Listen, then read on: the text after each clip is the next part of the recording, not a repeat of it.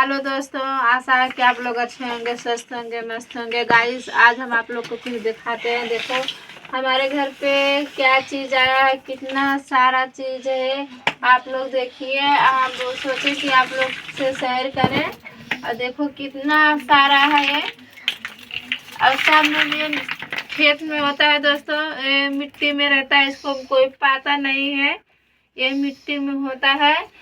और कुछ लोग इसको डॉक्टर बताए हैं दवा के लिए, जैसे खांसी हुआ, दमा का मरीज हुआ, हाफा आता है और मतलब जुखाम, ये इसका या बच्चे लोग का, जैसे मतलब बच्चे डोल नहीं रहे हैं, हर किस्म का मतलब प्रकार के ये कुछ दवा में मिलावटी होता है।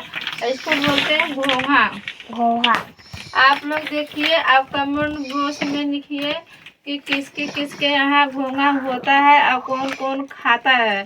इसका सब्जी भी बनता है। इसको फोड़ के बहुत लोग मतलब तेल में चुरा के बच्चे लोग का मालिश भी करते हैं। और आप लोग देखिए कितना सारा है।